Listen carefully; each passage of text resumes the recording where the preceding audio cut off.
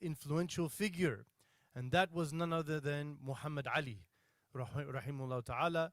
He was someone who was a very, very profound influence of the American society in many ways, and alhamdulillah, his name was Muhammad.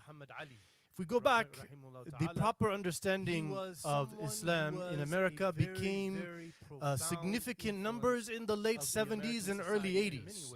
So the fact that by 2016 America has adopted some 40 years later a hero that's name is Muhammad, this is a beautiful thing, alhamdulillah. In 2019, the Louisville International Airport, they decided as a collective, we're going to change the name of this airport to the Louisville Muhammad Ali International Airport. It's a very beautiful thing.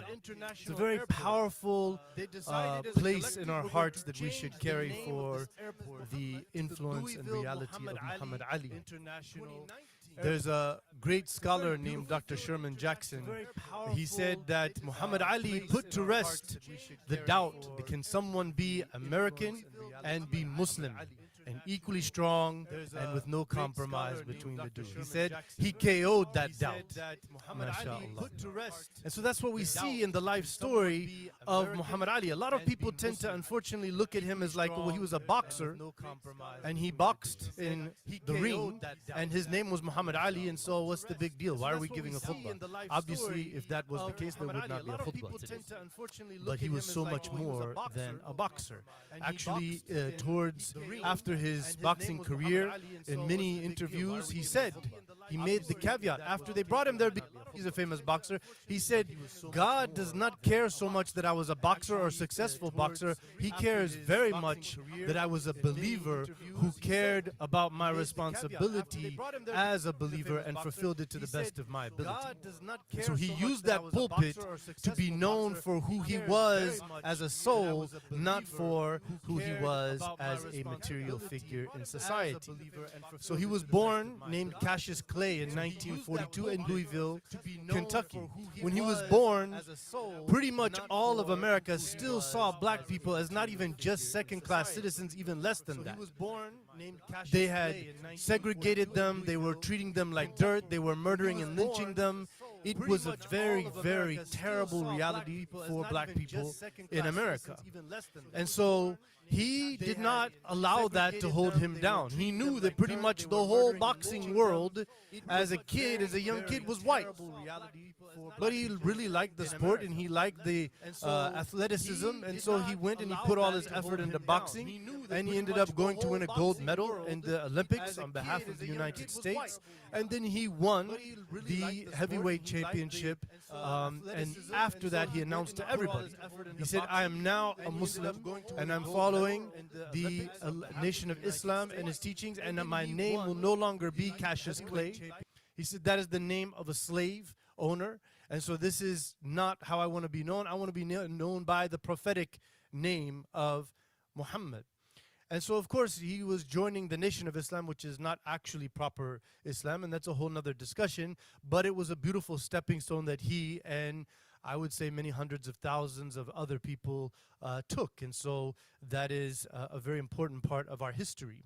So as he's going along with this Nation of Islam, he started to speak out and talk about the reality of black people in the United States.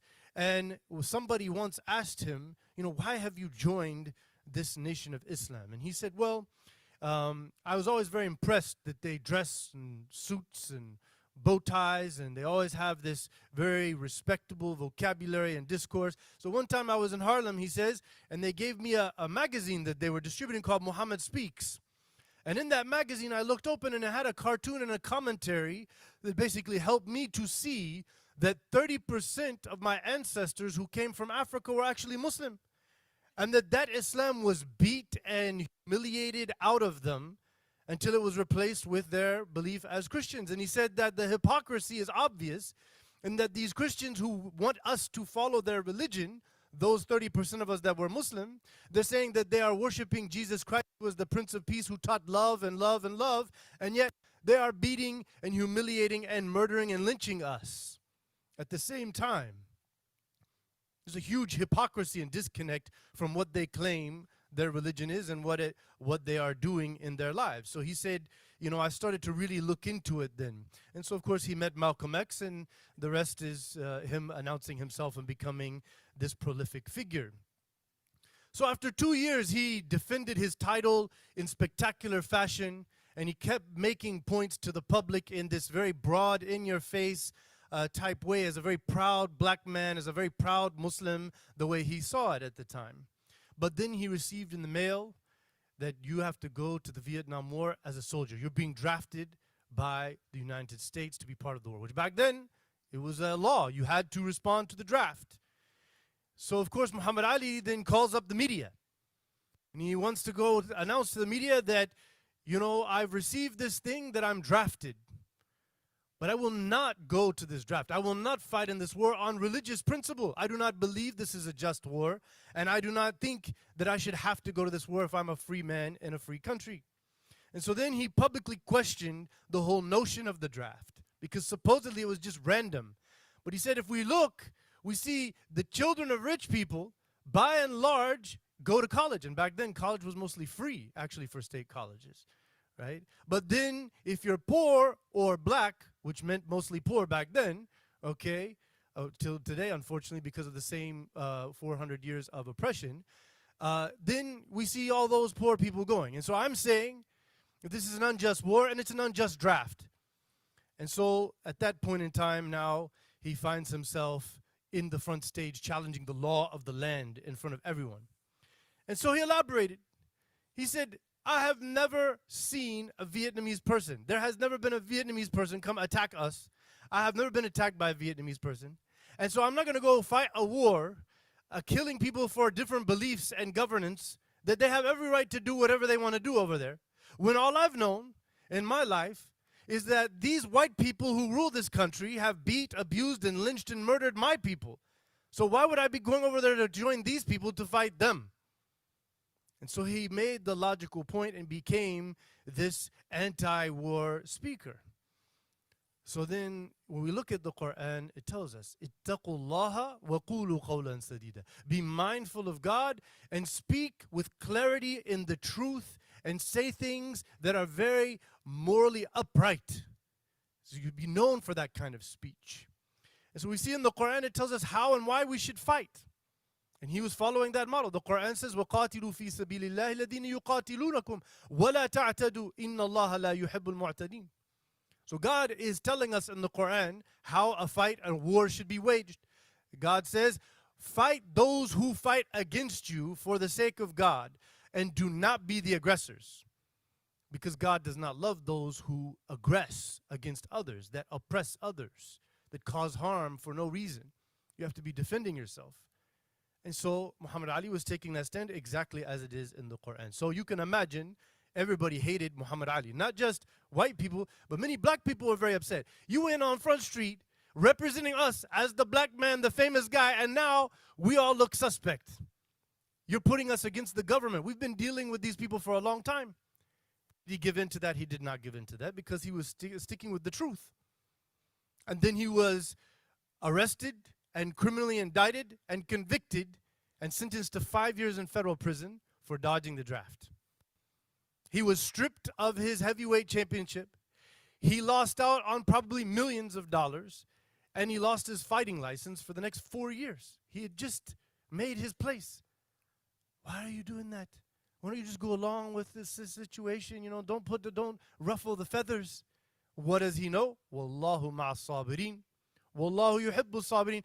God is with those who are patient, those who endure, those who are perseverant. He loves these people. He's looking for that kind of support. He doesn't care what worldly interests there are. He has embraced a faith that talks about the day of judgment and the hereafter. So he could have been a coward and taken the easy way out. He could have said, my career and what I want and where I fit in the society. He could have done that. But he didn't, because he believed, وَلَا تَهِنُوا وَلَا تَحْزَنُوا وَأَنْتُمُ الْأَعْلَوْنَ إِن كُنْتُم مُؤْمِنِينَ. شرطية. If you want to be al-a'lawn, be mu'mineen. So the Quran is telling us, never be humiliated. Never see yourself as lower Never see yourself as weak. Never be saddened or upset because people are against you and causing problems for you, or you feel that there is a threat against you as a believer. Because if you're a true believer, you have the upper hand. Always. لِلَّهِ الْعِزَّةُ وَلِرَسُولِهِ وَلِلْمُؤْمِنِينَ. The dignity and greatness is for God, first and foremost, and then his messenger who communicates his message, and those who truly believe and stick to that message. That's where dignity and greatness comes from. No one else has greatness after that. So after 4 years of this humiliation in the public sphere, he got his appeal to the Supreme Court. And the unanimous 9-0 decision was to undo his conviction. Allahu Akbar. And so now he was back to allowed to fight. Did he just say, okay, now back to my career? Whew, I went through all that. No, he was going university to university, giving speeches to the young generation about this war is unjust, this war is wrong, this draft is not freedom, and we should not be accepted. And he kept doing that. Why? Because he just asserted himself. See, a lot of people, they see that the pressure and what looks to be the power system is coming after them, and so they become cowards, or they're just scared of their worldly interests, so then they just shy away. But when you know the truth is with you, and in his case, the truth was with him in his faith, first and foremost, but the system designed in the constitution of this country was on his side. And he knew before it was legal that I was a slave and I could be owned and treated however by the person who owned me. That was the law. That was normal. We all came to realize that law is wrong and doesn't match up with the rest of this stuff. So we should never just go along with things because people are saying. So Julian Bond is an American historian about civil rights, and he says that Muhammad Ali was probably one of the most prolific anti-war figures in this country. That so much of the anti-war sentiment against Vietnam War, he was the only famous person out there pushing this. The rest were concerned about their actor career, about whatever else, their politics and so forth. And that is the beauty of Islam. أَمْ حَسِبْتُمْ أَن تَدْخُلُوا الْجَنَّةِ وَلَمَّا يَعْلَمِ اللَّهُ الَّذِينَ جَاهَدُوا مِنْكُمْ وَيَعْلَمَ الصَّابِرِينَ. Do you think that everybody will just walk on into heaven? I'm called Muslim, I go to heaven. This is not the way we see things. He says, the way you're going to get there is in this life, you will be faced with difficulties and hardship and struggle. Are you with God, and are you on the path to heaven, which is peace, which is purity, which is eternity? Or are you really stuck on what's going on here, and you need everything here to be heaven for you? You want this to be your heaven on earth. That's what patience is all about. It's recognizing the nature of us as souls who came from heaven, who are simply on a small little journey, going back to where we came from, and the nature of this world versus the nature of where we are going to. That's what patience is all about. That's the whole concept.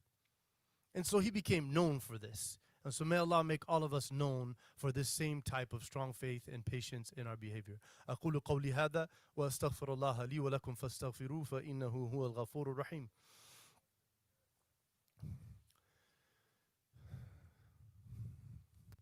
بسم الله والحمد لله الصلاة والسلام على رسول الله وعلى آله وصحبه ومن والاه.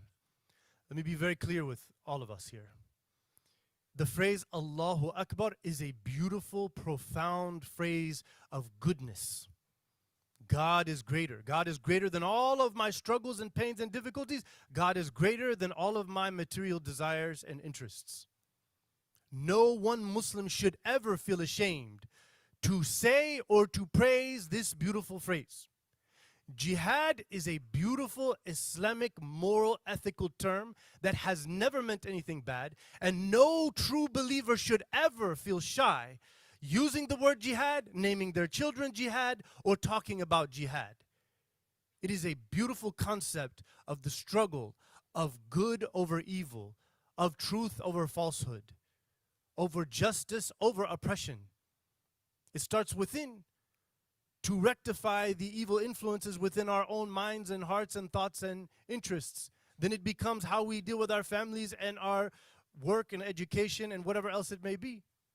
And then it goes out into the public realm, how we look to build society. And the state should have some sort of military force to defend against the physical threats. All those are jihad. So the Prophet ﷺ was asked by his companions, which jihad is the best jihad? Ayyul jihad afdal. That's what they said. And the Prophet ﷺ said, Kalimatu haqqin inda sultanin ja'ir. The Prophet ﷺ said, the best jihad is to speak the truth in front of a corrupt ruler, a oppressive tyrant. This is exactly what Muhammad Ali is known for. Rahimahullah ta'ala. May Allah have mercy on him. Like very few people in modern history, he was a devout believer. Did he need shahadat and sharia and fiqh al-Islami and knowing all of the sunnahs and all of that stuff of worship? No, he did not. He believed in his Quran and he knew what was right and he spoke it no matter what it meant in his personal realm, whatever detriment it had. We should all, because why? Who is the true ruler? Who is the actual ruler? Al-Malik. God is the king and the ruler. He is the judge. So when someone else has been allowed to have authority, someone else has been allowed to have some governance, and they're going against the divine truth, causing harm and corruption and oppression, sultan and ja'ir, oppression, then we all, not the mashayikh and the people who call to da'wah and the bearded guys and all that way of thinking, is for pure secularism. This is pure Western colonialism you've got in your mind right there. Let's erase that and say, Ya ayyuhalladhina amanu. The Quran talks to the believers. Who believes in this message, you should live by it. When the Prophet ﷺ, when people are asking him, Ayyuha jihad afdal, they weren't talking about for those people who are specialized in da'wah. They were talking about how we as Muslims, no matter who we are, where our background is, gender, age, and all of that, ethnicity means nothing. Is that we stand for the truth wherever we go. So one time, he used to go on trips, rahimahullah ta'ala. He used to go to, one time he was in Lebanon, and the journalist is asking him, what do you think about Israel? You've been to Israel. And his words are, I declare my support for the Palestinian struggle against the Zionist invaders, and I pray that Allah will oust them from their land. He said that in the 1980s, and then he lived on to 2016, and he was in the front, and nobody had a problem with him because they knew he had the truth. If you know you have the truth, stop fearing worldly, devilish influences that seek to shut you down or cause you a problem. Know who has the power. La hawla wa la quwwata illa billah. We have to embrace that. What did the believers say? Whenever it says, the jama'u lakum, the Quraysh and the people of Medina and the Yahud, they're all coming to kill you and destroy you. قالوا حسبنا الله ونعم الوكيل. زادهم إيمانا. Their faith was increased, and they said, we are sufficient with Allah, and He is the best of those who take agency over our lives. We're good with whatever will happen as His plan. That's the attitude of the believer. That was the Muhammad Ali following the sunnah of the Prophet sallallahu alaihi wasallam. So we know in the late 70s, he came into the mainstream. After the passing of Elijah Muhammad, he met with his son Wardi Muhammad, and he had long conversations with him, and he already had felt bad, according to his later testimony, what he had done to Malcolm X to try to support Elijah Muhammad. And so he came into the mainstream with many hundred thousands of others, and then he started to preach Islam from a more principled angle, knowing the full lens of Islam in its historical proper truth.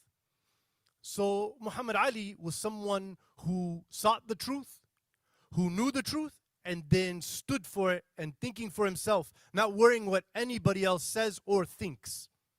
As the Prophet ﷺ warned us, he said, لا تمنعن رجلا هيبة الناس أن يقول بحق إذا علم. Don't ever allow any person to be shy away from speaking the truth because they're worried about what's influential people or what those people who have power around them trying to fit in with some people. You should never feel shy to say the truth when people around you are challenging that, or you feel like they might not be comfortable with that. We're not saying be rude or aggressive or mean or offensive. We're saying every situation has its proper wisdom, but don't completely discard the truth because you're concerned about how it will be received. Package the truth in the best way you know how. It was one of the beautiful things in his later years, in the 1990s and 2000s. There are so many videos where he was so humble, and he would prerequisite his da'wah, his call to Islam, with some very humble statements. And it's very well known that he would speak out for his faith. Like he'd be in an interview and they'd talk to him about, your career and this and that and where you stand. And then all of a sudden, out of nowhere, he'd be like, but do you know who Allah is? He's my Lord and your Lord. He's God. He's the one that everyone relies upon. And like he'll just start making da'wah all of a sudden out of nowhere. And then like the cameras are running. What are you going to do? Right? Like what's harmful about that? Like they're asking him stuff. He found an opportunity to explain. They made a little comment like you were part of the Muslims. So he's like, okay, if I'm part of the Muslims, let's bring Islam up here. You brought it. Okay. And there's like periods of like 3 minutes where he just went off into talking about Islam and the Quran and Prophet Muhammad and all of these things. If a Muslim is walking around, living around non-Muslims, and those people don't feel like they've seen something special and unique that they're drawn to, then there's a massive disconnect. The Prophet ﷺ said, خَيْرُكُمْ إِذَا رُؤِيَ ذُكِرَ اللَّهِ. The best among you, that when someone sees you and interacts with you, they think of God.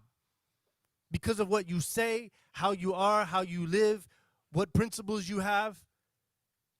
If you're going around people and not one of them know that you're Muslim, or being Muslim is just simply some ethnic thing and not a certain set of values and beliefs and principles and character and a regimen of daily connection to God, then there's a big disconnect happening here. I'm telling you, secularism is a fundamental problem in all of our lives. So I just want to conclude with the beautiful story where in 2002, they said, you know what, Muhammad Ali, you have reached such great fame and influence and respect in this country that we're going to give you a golden star in Hollywood. They have on the ground all of the stars, mostly actors and stuff, but they have other great figures. And he said, I will do it on one condition. You know the one condition? He said, you can't put my star on the ground, you have to put it up on the wall. Because Muhammad is also the name of our prophet, and I will not allow anybody to walk on that name. And what did they say? Well, I'm sorry, Muhammad, we're not going to allow that. No, they did exactly what he told them to do, and it's a beautiful, when you go there, you'll see hundreds of stars all walking on the ground. You see it, and then you see on the wall Muhammad Ali, rahimahullah ta'ala. This is principled. He could have thought, well, they've allowed me in to where now I have my star out there, so I don't want to push too much. That's not the attitude of a believer. That is not the attitude of the believer. That is the attitude of cowardice. The Prophet ﷺ used to wake up every morning, and in the morning he would make a prayer. And every night he would make the same prayer, and he said it 3 times. Allahumma inni a'udhu bika min al-jubni wal-bukhl. Oh Allah, I seek your protection from cowardice and greed. Meaning what? To be self-absorbed. It's about me, not about truth and God and right and the big picture. It's what I have, not I'm allowed to have Allah's wealth, and He expects me to use it accordingly. وَفِي أَمْوَالِهِمْ حَقٌّ مَعْلُومٌ. And the wealth of anyone is a known right that Allah has given for other people who are in need. That's the attitude of the believer. No stinginess here. The believer is the truth, justice foremost. Then we can have a healthy society.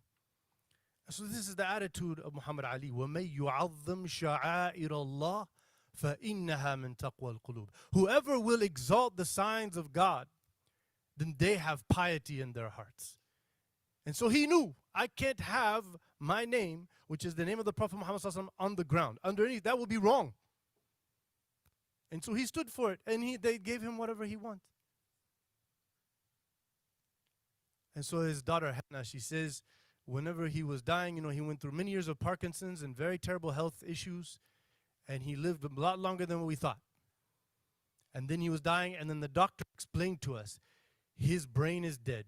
His liver is not working. His kidneys are done. And after they said that, he lived for 30 minutes with a heart beating, boom, boom, boom. إِلَّا مَنْ أَتَى اللَّهَ بِقَلْبٍ سَلِيمٍ. There is no doubt a mystical connection between the soul and the heart, and that in the core of who we are, in the heart, resides something very spiritual and something very beautiful and powerful. Deep feelings don't come from here. This is where you're trying to figure stuff out. Deep feelings come from in here. This is spiritual. And so he left us with that strong heart. And so we should take that example and be people of heart, be people of truth, stand up for what's right, that we promote good morals in society, and that we stand against corruption and evil where it is in society. Ya Allah, we ask you to give us courage and audacity as believers. Ya Allah, we ask you to strengthen our faith and give us that beautiful path that we saw all of the people who followed the Prophet ﷺ do. Ya Allah, strengthen us as believers here in this country. Help us to see the greatness that you want us to do in this world. Empower us with faith and knowledge and wisdom and understanding. Make our place strong and stable in this society. Let your light be seen and known and appreciated by the words and actions of us as believers. Ya Allah, give us a sense of understanding of our history.